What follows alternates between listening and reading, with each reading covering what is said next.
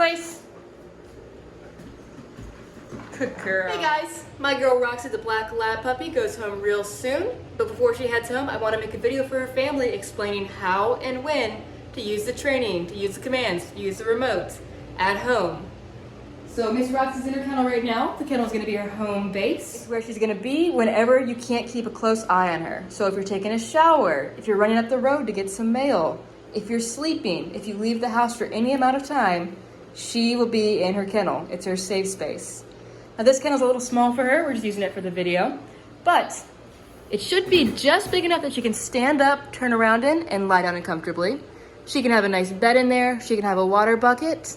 She can have a bone to chew on. Make it a nice place to be. It's not a punishment. It's just a way to keep your dog safe and to keep them from practicing poor behavior when you're not home, to correct them and guide them. So she's in her kennel, and when she's in her kennel, whether the door is open or closed, her default should be calm. Stay in there, stay calm, no matter what's going on around you. That is the most important part. We don't focus on commands here, we focus on state of mind. So keep that in mind as well. I should be able to open that kennel door. Let's pretend like I just woke up, I came downstairs. I walk up to her kennel door calmly. I'm not baby talking or saying, good morning, how are you doing? Let's get excited for the morning.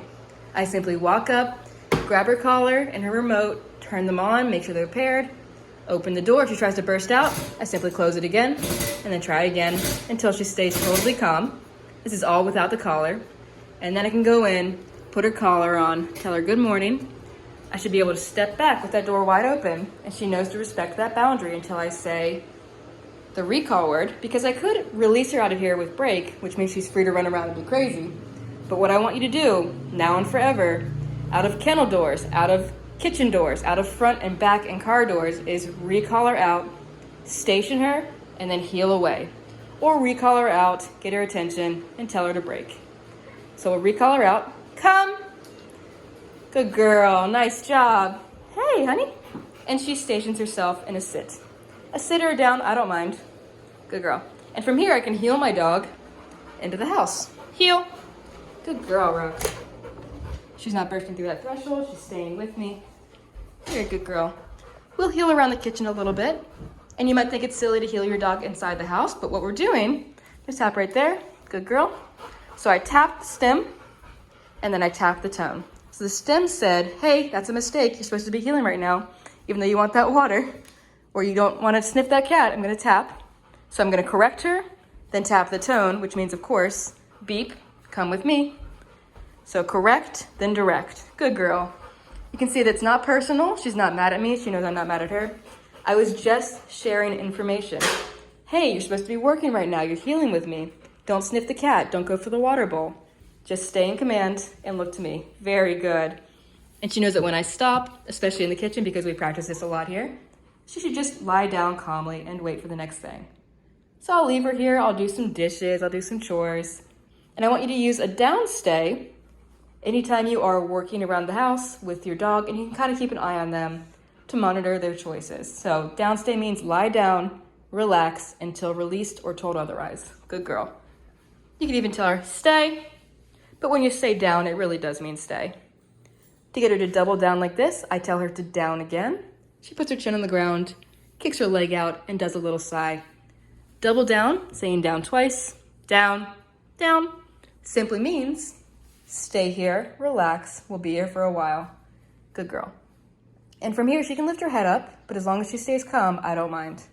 If she starts to get excited again, whining, panting, I can tell her to N-O or shh, or down and tap, and she should have this beautiful response.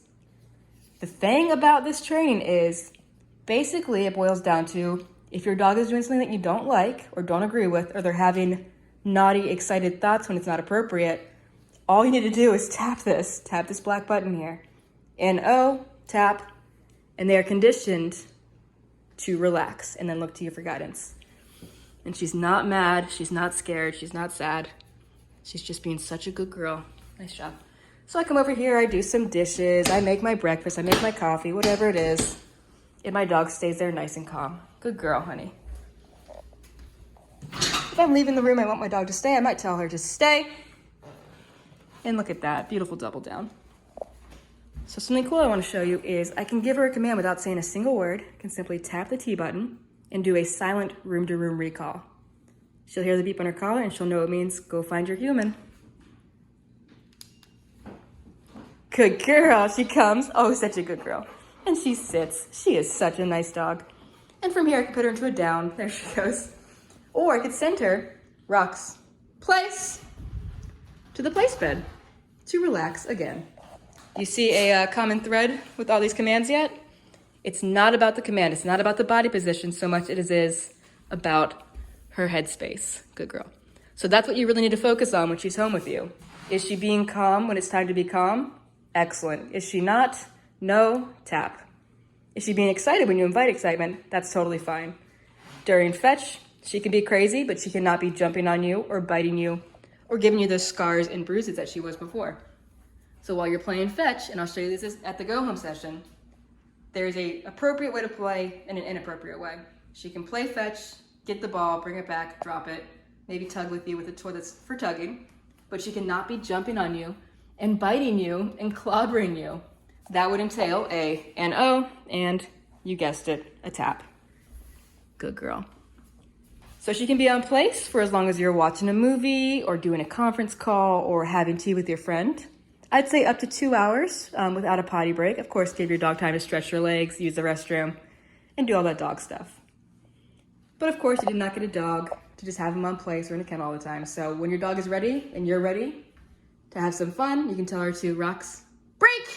Yay! And now she's able to be a crazy girl. You can see even now, break. When we're having fun, she's not jumping on me. She's not biting me. She knows the correct way to be excited. And she does. Right there, a little tap. All I did was tap and she stopped with the jumping. Good girl. Break. Good girl.